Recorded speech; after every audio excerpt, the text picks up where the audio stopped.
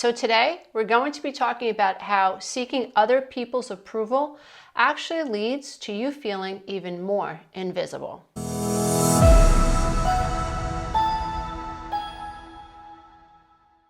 So if you seek other people's approval, you have to know that it's rather natural and normal to want to believe that other people like you. Since the creation of the beginning of all that was, from the beginning of people, we needed to feel like we were accepted by our tribe. Think about it. Think about early people. If you were not accepted by your tribe and you were rejected, how would you survive?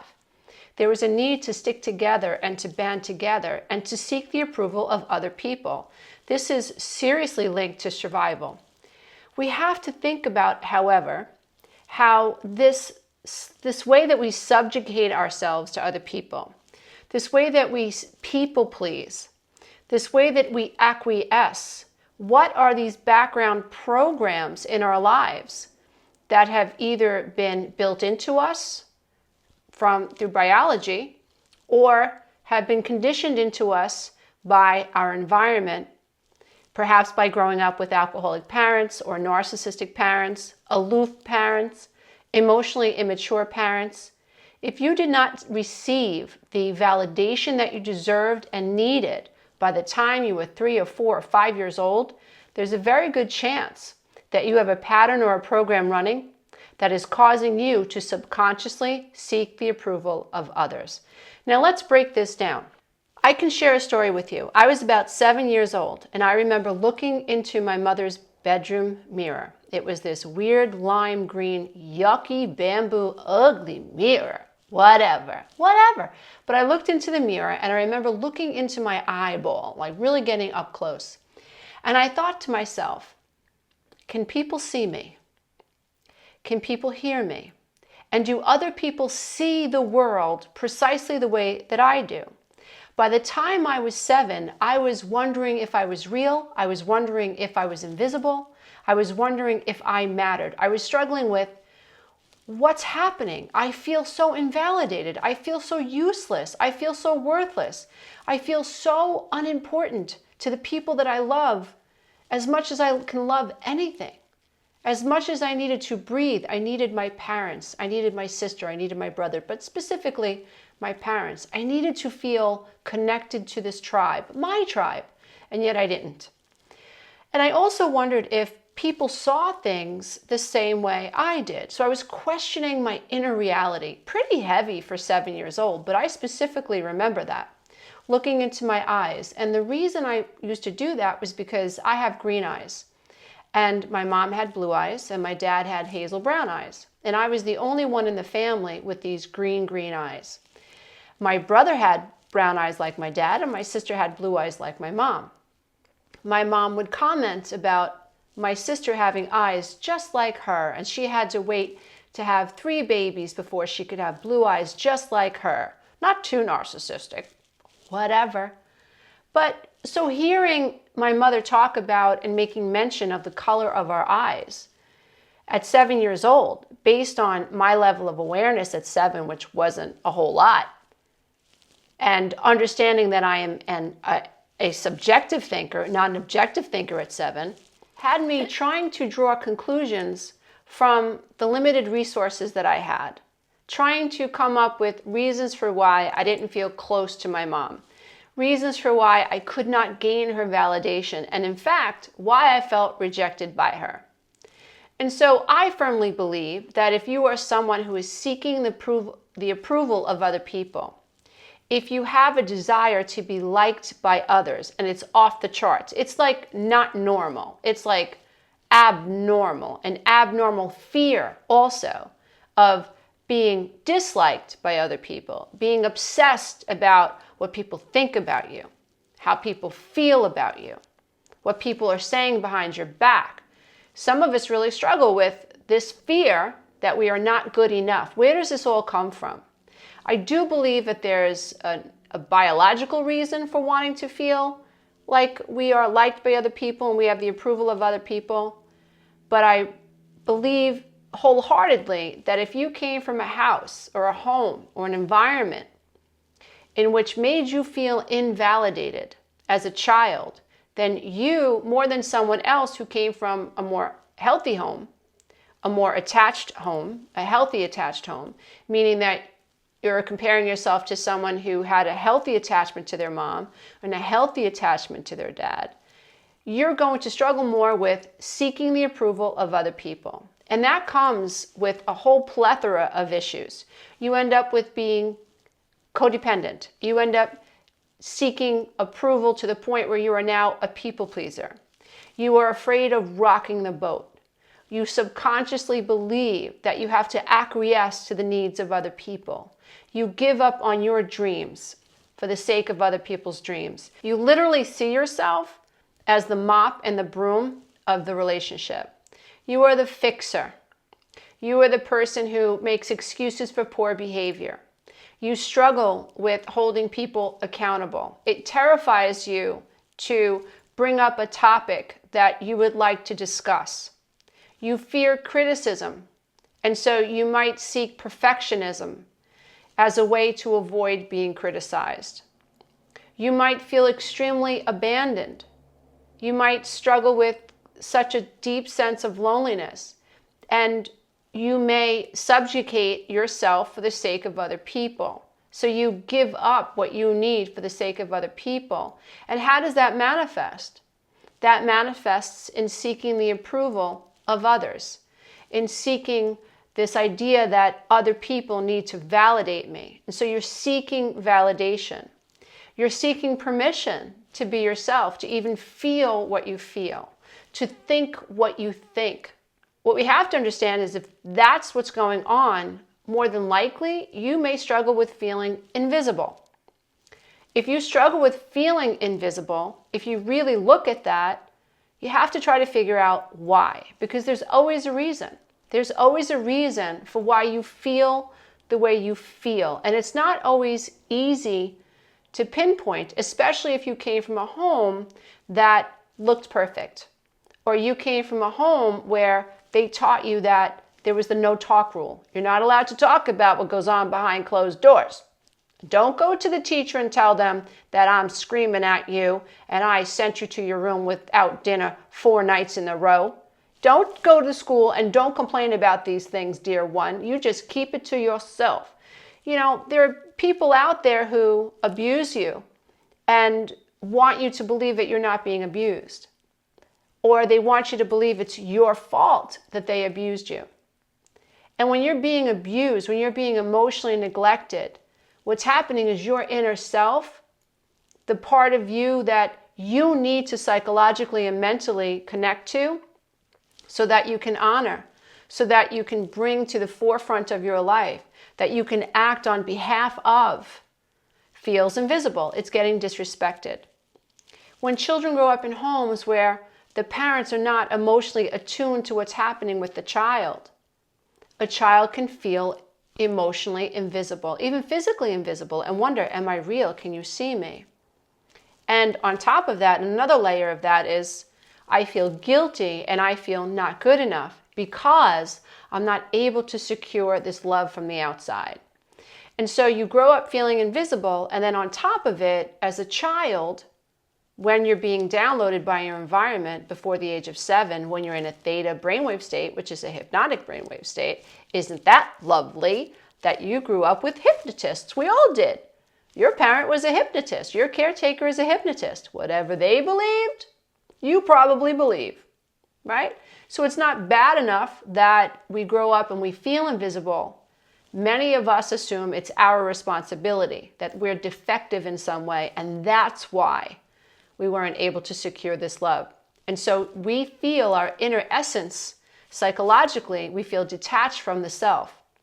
You cannot have a healthy sense of self if you grew up in a home where your needs were violated, where they were ignored, where you were taught that it was going to be a painful experience if you complained, or if you had a need, or if you asked for something that you wanted.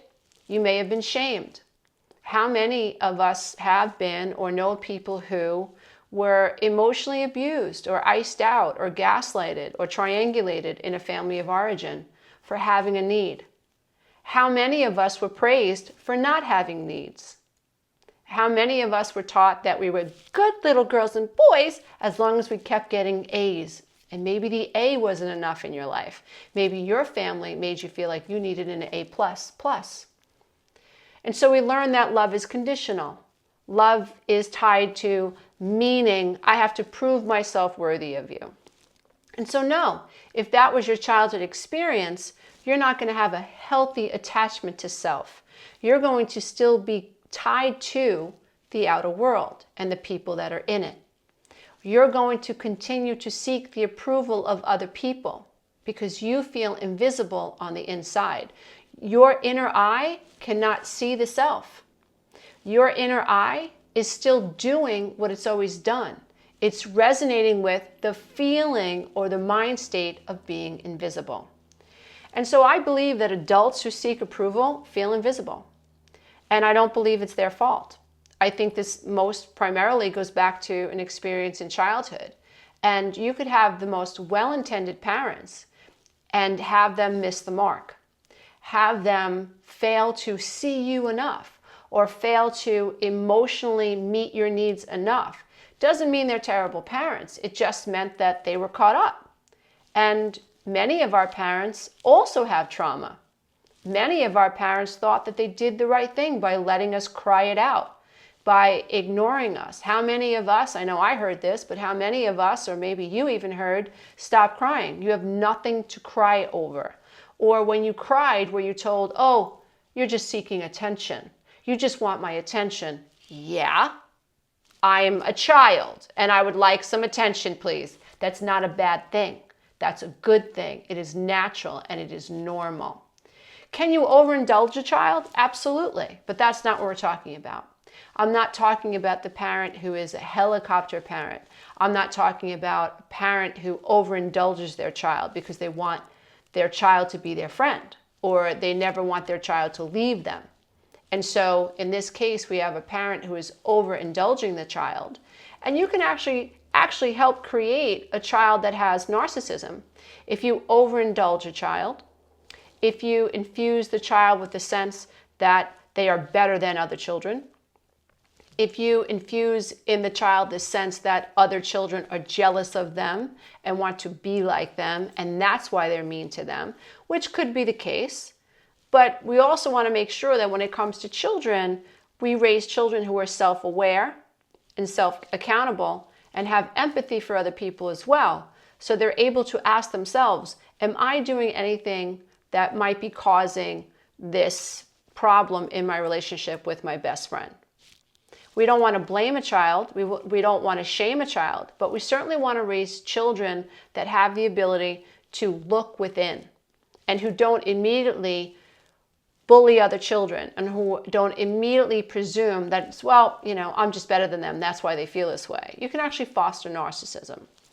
And in reality, even in that situation, even if you have a parent who has overindulged a child and who has praised a child unrealistically, like there's no evidence the child is a wonderful basketball player. There's no evidence that the child is a wonderful ballerina. There's no evidence the child can sing well. There's no evidence that proves that the praise is actually valid. That child can grow up feeling invisible because the child knows, I haven't accomplished this thing that my mom or my dad says I'm good at. And that can create a whole other slew of problems when you overpraise a child and the child knows within the depths of their being, I don't deserve this praise. This is just my mother talking. This is just my father talking. And that child can grow up and become a pathological liar. That child can grow up seeking the approval and the validation from other people. I think more often than not, people struggle with not feeling good enough. People struggle with being compared to other people. People struggle with comparing themselves to other people. And the 3D world is set up that way. This idea that you need to chase after your dream, this idea that you need to be as successful as someone else, dangling the carrot in front of people, getting them all caught up in the rat race, programming you to believe that if you don't have X amount of money in the bank, or if you don't have this relationship, or if you don't look this well, if your house isn't this, if you're not driving this car, then you're not successful. If your business doesn't have 100 employees, then your business isn't successful. And so we have all these conditions that the 3D world, the matrix, will place upon us. Look at Instagram. Oh, you only have 10 followers? Oh, well, you're no good. Or you only have 10 Facebook friends? Well, you're really no good. Think about the ways in which we judge ourselves. How many young people are getting caught up in this, that feel invisible, and they're using Instagram as a way to feel visible. And they are exposing themselves in ways that is not age appropriate or not appropriate, and compromising themselves as a way to seek validation and external praise and even permission to just be a human being. You can see it if you scroll through Instagram, how many people on Instagram and on Facebook are actually using these platforms as a way to feel seen. We have to really think about it. And so I think for more often than not, most of us are struggling with, I don't feel good enough. Most of us are struggling with being unaware that we're unaware, being unaware that we're actually seeking approval, being unaware that we are attached to other people's validation, that we are attached to what's happening in the 3D world, literally attached. When you're attached to something, you inevitably suffer. And that's why a lot of what I do is I try to make people aware of these subconscious programs, these psychological schemas that keep you codependent or stuck or attached to something that resides outside of you, that you as a human being cannot control. I have clients who have been in relationships and their spouses have cheated on them. And part of their issue has been that they never felt good enough. And they struggle with codependency. They struggle with giving up their needs for a relationship, and oftentimes a toxic relationship. They find themselves in relationships with narcissists, with sociopaths, with psychopaths who have abused them, who have hurt them. And they stayed because they didn't know how to have those difficult conversations, or they had these schemas running in the background, literally like a computer program, literally that's what it's like. Operating through the default mode network. Yes, there's a default mode network in the brain. I think one of the largest cosmic jokes out there is that people think they're far more aware than they actually are. Most of us get up on Tuesday and do exactly what we did on Monday. The same thoughts, the same activities, the same feelings. We just ruminate. And we don't realize the tremendous power each of us has to awaken and to change and to create an entirely new paradigm. But you can't do that if you stay asleep. Einstein says that you can't solve a problem with the same level of intelligence that created the problem.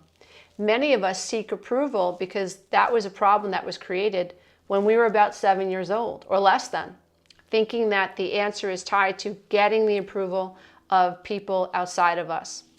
And isn't it interesting that when you think about the word partner, if you just change the letters around, you can spell parent. And isn't it interesting that in the word mother, there is other? And I believe that this speaks to the mirror experience of what happens when we are wounded in childhood and we recreate this dynamic in our adult relationships. For me, I married my mother. She was someone who withheld affection. She was someone who was passive aggressive. She was, sorry mom, she's passed on now, but it is what it is. I'm just telling you my story, without shame. She did the best that she could based on what she knew at the time. And if she was aware, and if she had been spiritually evolved, consciously and cognitively evolved, she would have made different choices. I know that now, but that doesn't mean that she and I were not bound to the karmic wheel that just kept perpetuating itself generation after generation through unconsciousness. And so healing this really does require a level of consciousness, a rise in consciousness. It all dovetails together. If you're seeking approval, you're probably unconscious. You're probably subconscious. If you seek validation from others, that's probably because you never received enough or adequate validation as a child. Had you received adequate validation as a child, you would not need to seek the validation from others externally. When I was a little girl, I did not get validation. I was invalidated over and over and over and over. And what did I attract in my marriage? I attracted someone who felt better than me and told me that he rescued me, that he did me a favor. Okay, so that sounds like he felt more powerful and dominant in the relationship, and he believed that I should be subordinate to him. And I can tell you that I went into the relationship feeling less than, feeling not good enough, and really believing a lot of what he believed. I was angry about it, but I didn't understand that I was part of the problem. I didn't know that I was seeking his approval. I was on a hamster's wheel, and that actually seeking his approval actually reinforced this sense within me that was created in childhood that made me feel invisible. When you seek approval from someone else, you're basically apologizing for who you are. You're saying, I'm sorry, I'm me, and if you think well of me, then I'm okay. When you're seeking approval from someone else, you're actually giving up your rights to be your authentic self. You're actually telling the world that you're not good enough. You're actually reinforcing the patterns from childhood that should have never been there in the first place. When you're seeking approval, you're actually sensing a sense of who am I in the eyes of other people. They say that the eyes are the windows to the soul. I can tell you that when I looked into my mother's eyes, I saw disdain. I saw disgust. There was a certain level of disgust my mama had for me, and it was quite uncomfortable. And I was like, first grade, where I remember feeling like, oh my God, my mother hates me, like her glare is at me. And my mother struggled with a lot of internal stuff. And my mother was very immature, and she had a lot of stressors. I get that now. I didn't get it then.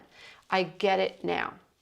But when I looked into my mother's eyes, that's what was reflected back to me. And that shame is what I took upon myself. I had shame. I thought I was bad.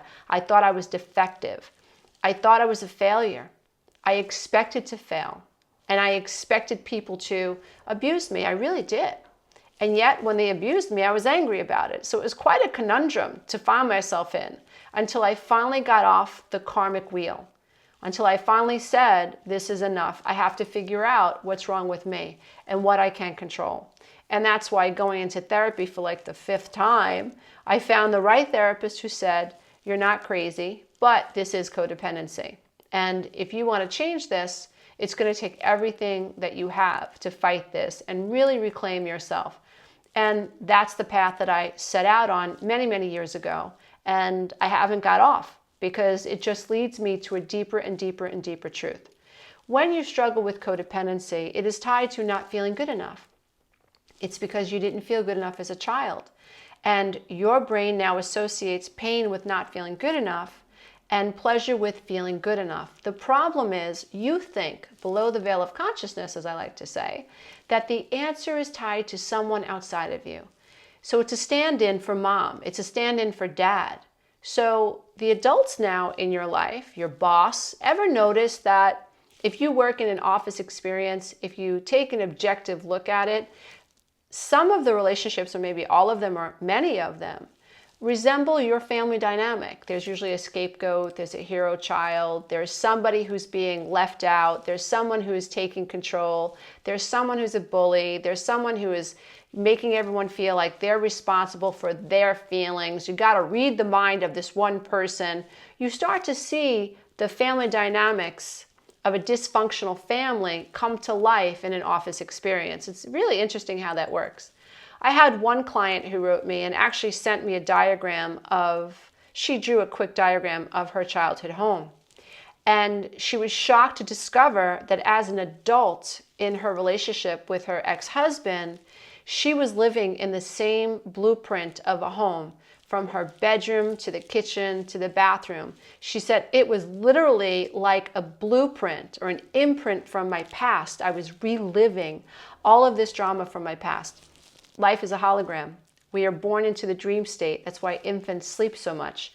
And then up until the age of 7, we're in theta brainwave states, and we're being downloaded to believe whatever our parents believe. And there are consequences to that brainwave state, because if you did not receive enough nurturing up until the age of 7, then you might have been brainwashed and conditioned to believe that you're not good enough. You might believe as an adult what you believed when you were 7, that the answer is mommy loving me. The answer is daddy's approval. The answer is to make other people happy. If I can make mommy and daddy happy, if I can seek the approval of my wife, if I can figure out how to make my wife happy when she's angry, when I can figure out how to make my husband happy when he's angry, when I can make my husband happy, when I can avoid being criticized, that's the answer. It all stems from feeling invisible as a human being. It all stems from not really being in touch with your true essence. It all stems from not really knowing who you are or where your value comes from. And I think we've got it a little screwy. I think many of us have traditionally been taught through our different cultures that it is our job to make our parents happy. It is our job to believe in the faith or the religion that our parents believe in. It is our job to go along with the program that our parents have laid out for us. And when we buck up against that system, we're persecuted. There's this idea that there's this group mentality. And just because I, as an innocent baby, was born into this dynamic, I should somehow go along with the program. I should drink the Kool-Aid that my family of origin is drinking and not complain about it, even though I'm suffering. And even though I know that all of these people are living below the veil of consciousness, and even though that I know that my family dynamic is sick, I'm going to keep seeking the approval of my mother and my father. So we perpetuate this sense of invisibility. We don't know that we're invisible to the self. And as long as you keep looking for the answer outside of you, you're going to stay stuck.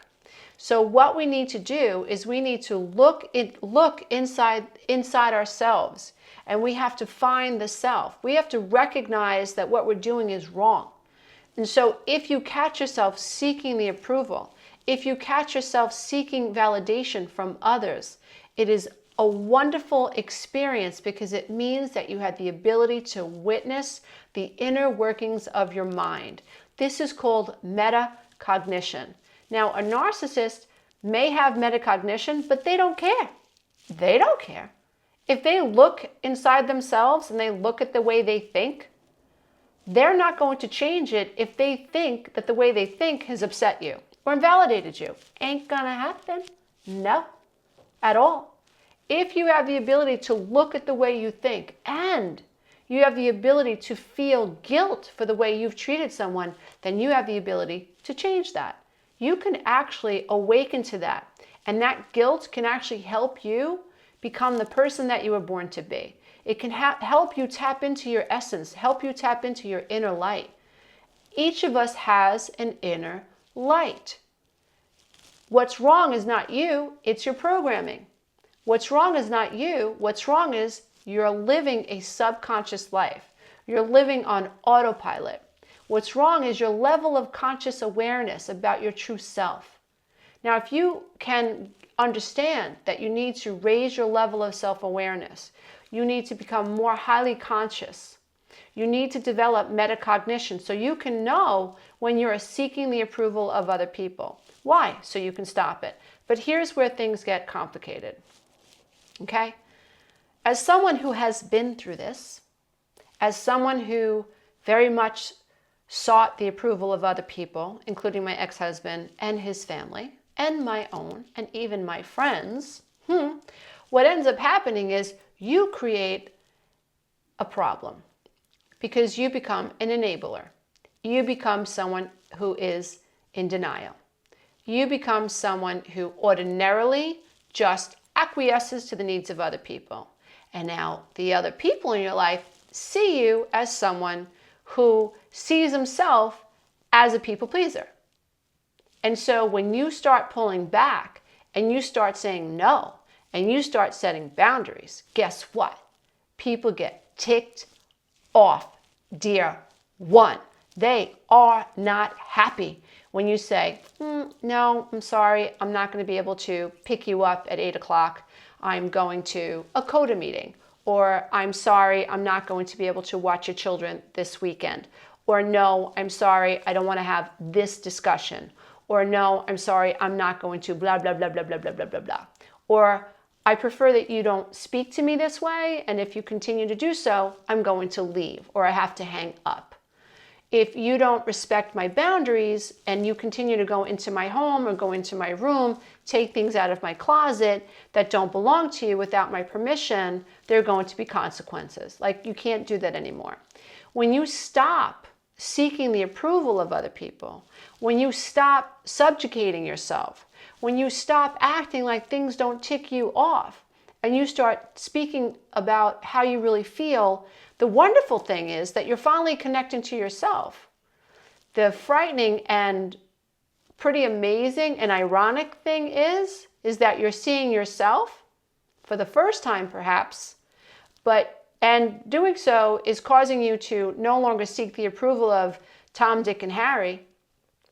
But now what will happen is often Tom, Dick, and Harry are angry. They reject you. They ghost you. They stonewall you. They give you the silent treatment, right? So the exact thing that you were afraid of, which is they are going to abandon me, happens in lots of the cases. Pretty freaky, I have to tell you. I'm not saying this to scare anyone, because it's quite liberating when you see it and you understand it's a predictable pattern.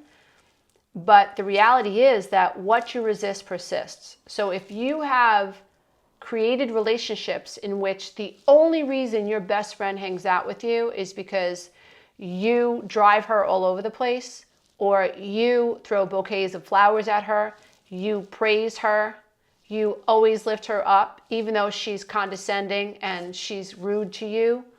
If you are that person who makes her feel good about her, while you are invisible to the self, you have to see that you're invisible to her too. Blah, blah, blah, blah. You're invisible to her too. When you're in a codependent, narcissistic friendship or relationship, two people, one relationship, two people worried about one person.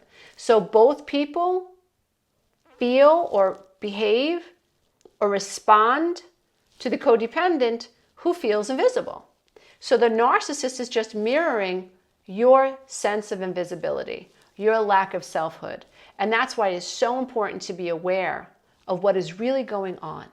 If you don't know that you're codependent, if you don't know that you're seeking the approval of other people, if you don't know you feel invisible to the self, if you don't know that you feel invisible to the self because you grew up feeling invisible emotionally, psychologically, cognitively, physically. You felt invisible as a child. This feeling that you have is real. It's alive within you.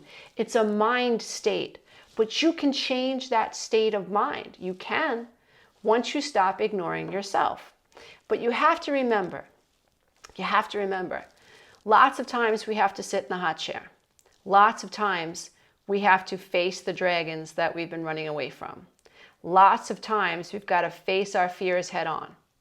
And so if the fear of being rejected is holding you back from living your life out loud, think about the consequences of never changing. That means you pass through life feeling invisible and never really being your authentic self. And is that living at all? Living a non-authentic life, living in fear of being invisible, even though you are in relationships with people who treat you like you're invisible. If you only have people around you because you do things for them, if you only have people around you because, you make them look good, if you only have people around you because you do things like take care of their kids or give them money, you pay their rent or whatever, these are not real relationships. These are fake relationships. And you are invisible to these people. The reason they have you in your life is because you're doing something for them. Now, if you can see that in yourself and you can start to peel back, do less for them, And they might, not always, but I have found in my own experience, both professionally and personally, that the relationships that were good before you wake up and before you stop people pleasing, before you stop seeking a validation from others and approval and permission, they tend to get better. The other person is happy that you finally woke up, and they support your personal development. They support your mental health awareness. They support your personal growth, right? They recognize that you're trying to change your life, and they become true champions and true cheerleaders for you. However, the people in your life that really liked you feeling subordinate to them don't like when you start to change, because they like having dominance in the relationship. And as you start to peel back, what ends up happening is the equilibrium shifts in the relationship. And so now you're seeking more balance. Now you want to take some of that power back. And if you're dealing with someone who's immature, if you're dealing with someone who's narcissistic, if you're dealing with someone who is self-absorbed, they're not going to want to keep you around. They are going to want to go find another minion. They are going to want to go find someone who is willing to play this game with them, who is willing to acquiesce to them, who wants their approval. And we really have to be careful in society, because people with narcissistic traits, they're either very, very charming, or they're sort of like, I think it's Dr. Romano who describes a vulnerable narcissist as an Eeyore. Woe is me. No one knows how awesome I am and how talented I am. And if you're a caring person, if you're an empathic person, you can get caught up in those types of personalities, those narcissistic, self-absorbed personalities. You know, in terms of the charming narcissist, you might think it's awesome that this charming narcissist chose you. And so now you feel seen. You feel validated because they're hanging out with you. But before long, you'll start to feel devalued. And sure enough, the sense of feeling visible, this sense of feeling seen that the narcissist has mirrored back to you to hook you good, starts to wane. And by that time, you might be addicted to this other person's approval. You may have given up your job. You may have given up your children.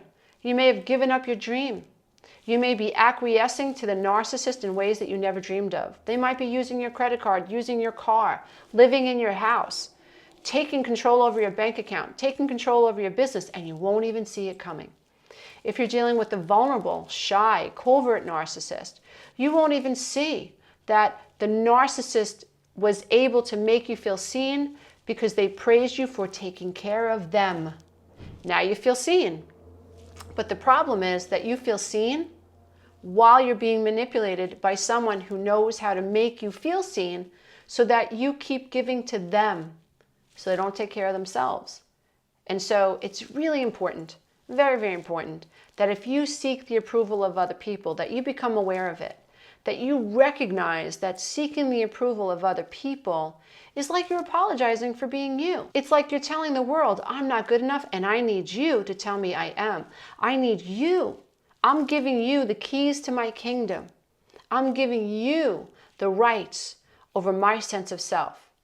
And you might not realize that in doing that, you're literally giving your power over to someone who can crush you, who can walk away from you, who can cheat on you, who can lie about you, who can turn your world upside down.